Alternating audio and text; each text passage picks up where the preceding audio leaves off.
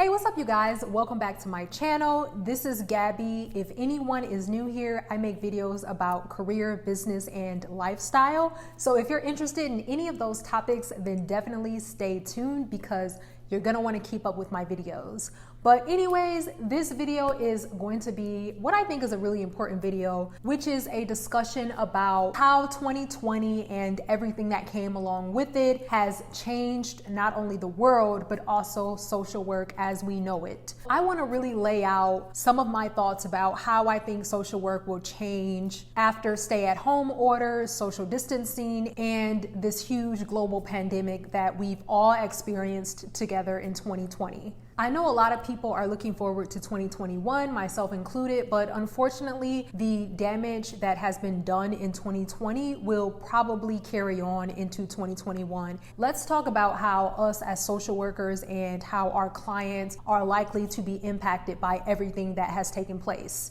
So in this video, I want to lay out about 5 different ways that 2020 and all of the chaos has impacted the field of social work. And of course, there are so many ways that the field of social work will change based on everything that happened, but I can't lay out everything. So if anyone thinks of anything else that they think will be changing in 2021 and beyond in the field of social work, please comment below. Let's have a conversation about it. And of course, a few of these are just my predictions. I just really want to talk about this from the perspective of me being in the field right now and how I've already seen things change, and also ways that I am predicting change is going to happen over the next several months or the next several years. And this video is not to incite, fear or nervousness. It's just a very real video that can help people who are in the field of social work as well as those who are preparing to enter into the field of social work, whether you're getting your master's degree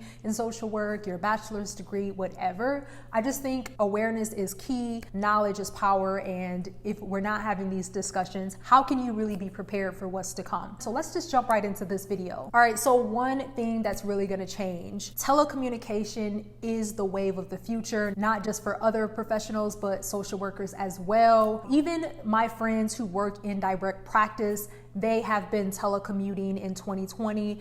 They've been meeting with their clients via Zoom, via telephone. That is a huge change in social work, especially for those in direct practice who used to have those scheduled meetings with their clients on a regular basis. Face-to-face used to be so important. I have never imagined a world where a direct practice social worker or a therapist, case manager, crisis intervention worker, etc., would not be meeting their clients face to face. Even though Zoom and different video conferencing has always been popular, I think, we've just always thought as a field of social work that direct one-on-one, face-to-face work is superior and the best way to go about it. But I think now we're starting to open up our minds a little bit and reimagine what social work can look like when you utilize different software programs such as Zoom, Microsoft Teams, etc. Some things can be lost when you're not in person, such as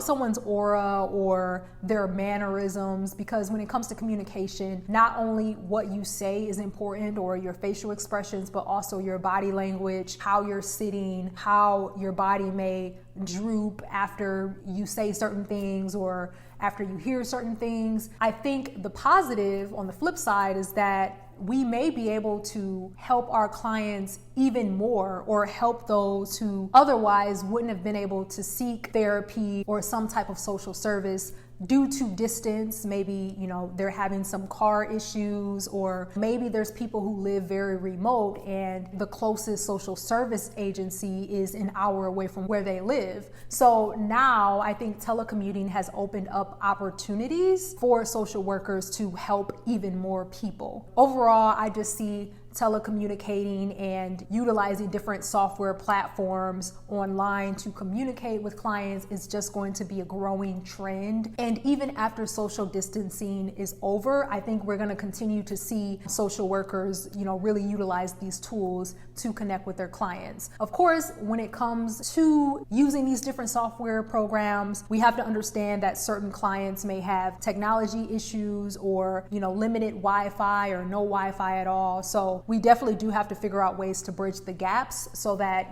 all of our clients can have access to the proper technology to stay in touch with their social workers and other helping professionals that they may be interacting with. So one thing that my company has done, and a lot of corporate social responsibility programs within different companies have done, is provided different nonprofits and organizations with funding to fill in those technology gaps for the people who need it. I think this is definitely going to be a growing trend within foundations and companies as well, to kind of step up and help to fill those gaps. So if you're about to enter into the field of social work, just know that you need to also become savvy in these different communication software programs. And luckily, they're all pretty simple and easy to use. I've been using Zoom a lot this year with managing my projects, and it's been very successful. Breakout rooms on Zoom is the best thing that I have ever experienced in 2020. Like, it is just so amazing how you can simulate real life.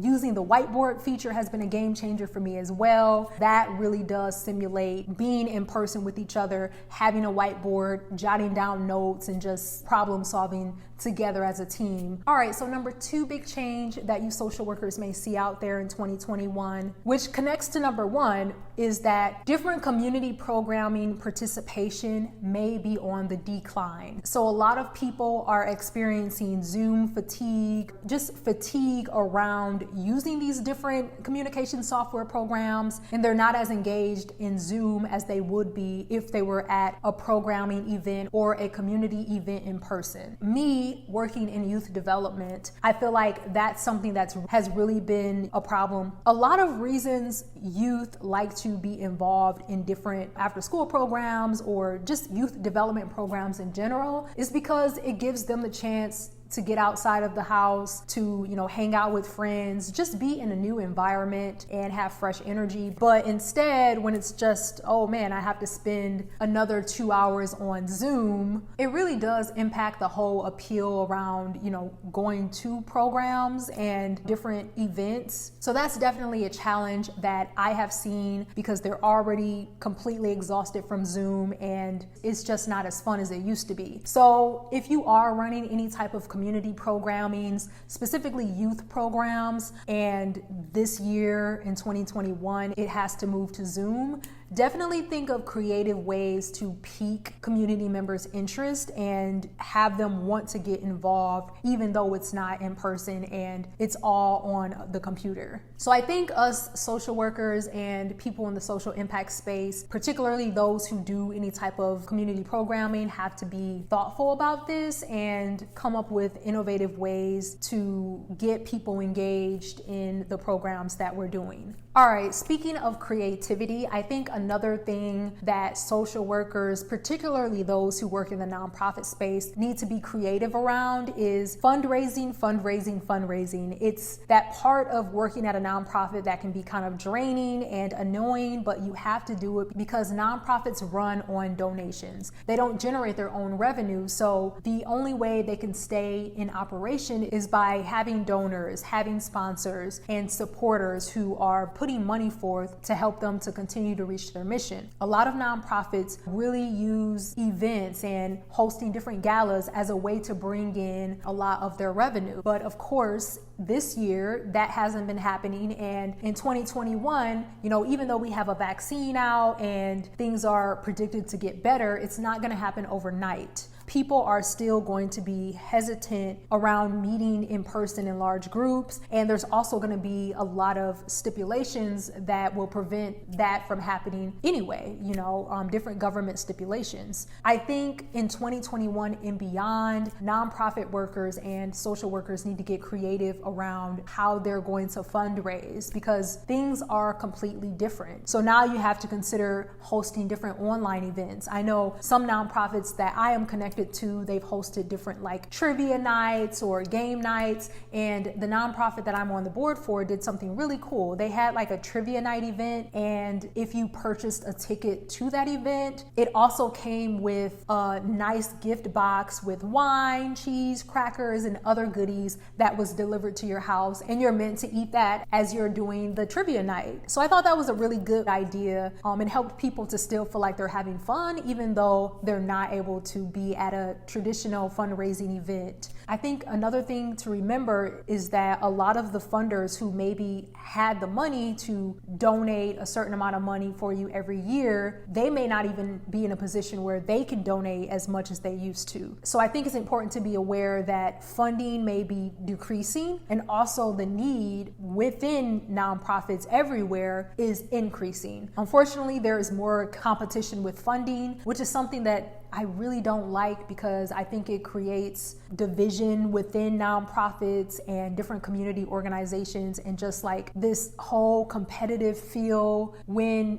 the best thing honestly is for these organizations to be working together. But currently, this is kind of the landscape. So getting funding for nonprofits is going to be more challenging. And I think nonprofits need to be very direct about what their funding needs are, and need to be consistent with expressing those funding needs to their partners. Nonprofits really can't be shy about explaining what the need is. So in your newsletters, on your social media post, on whatever method of communication you're using to connect with your partners and potential donors, you need to make sure that your language is very clear around what your funding needs are. So I think that's something that social workers as well as other nonprofit workers need to be aware of. Fundraising is going to be much different in 2021 and beyond. Yeah, I think different strategies and creativity is going to be necessary. All right, so number 4 change that social workers can see in the field in 2021 and beyond is kind of a positive, kind of a negative. Social workers will be in higher demand, and there will be more of a need for social workers. The need for those social workers who are therapists, case managers, crisis intervention specialists, program managers, community workers, you are going to be needed this year, because as I mentioned, the effects of the pandemic will probably last for years, even after everything gets squared away with the pandemic. The pandemic is probably going to lead to a long-term recession, unfortunately, and people's economic situation is declining. So they are going to need to rely on social services more so than ever before. So you have that part of it where, people are in need at a higher rate. And then you have the other aspect where, I feel like a lot of people don't talk about this enough, but the pandemic is leading to social isolation, the breakdown of social structures and support systems for people. People are feeling very alone. They're feeling very isolated from their loved ones, their families, their friends. It's leading to depression, and depression can lead to a host of different physical health issues as well, such as high blood pressure, heart disease, etc. Those people are going to need mental health care. And also, not to mention that, this depression is going to lead to addiction rates soaring. When people are in a situation where they feel disconnected and they feel like they have nothing, they oftentimes turn to drugs and alcohol as a way to cope. So even if, in 2021, let's say things go back to normal, social distancing ends, there's gonna still be a lot of people that have a drug problem or an alcohol problem that didn't necessarily end with social distancing orders. So yeah, I say all of that to say that people are definitely struggling because of what happened in 2020, and the struggle may continue in 2021 and beyond, which means there's going to be a higher need for people like you with a social work background to come in and just provide support for folks. And not just for those in direct practice, but also those who are like myself, working in macro social work and more community-oriented social work. Because, think about all of those neighborhoods and communities that were already struggling and going through economic depression. Now you have this huge pandemic that basically sped up the decline. And these communities may be going downhill at an even more rapid pace. There's definitely going to be a need for those who specialize in community development and community health to create supports, programs, initiatives to support these communities.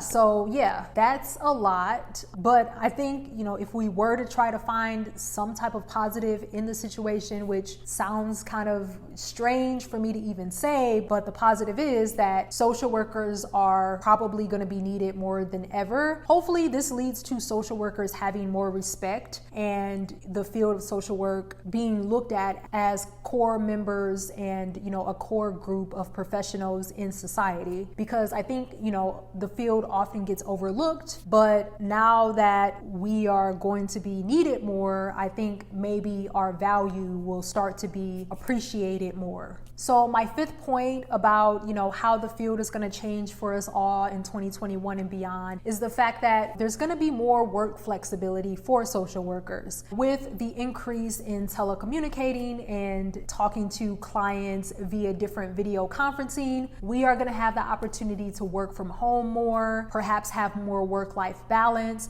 That's been really big for me because, it really has helped me with burnout and with my overall stress levels, because now when I'm working from home, I can integrate a workout in or a walk in or any other self-care activities into my day much easier, and it really has been helping with my mental health and decreasing my overall levels of burnout. So I think this is definitely a positive for social workers. The fact that working from home is definitely going to be more accessible even after the stay-at-home orders and the social distancing ends. For social workers and other professions, we're still going to see that work from home is going to be the new normal. Or even if you're not able to work from home 5 days a week, I think employers are going to be more open in the future in 2021 and beyond compared to before. So working from home is definitely a growing trend in social work, and it's going to just continue to evolve and grow over time. The stressor that comes with that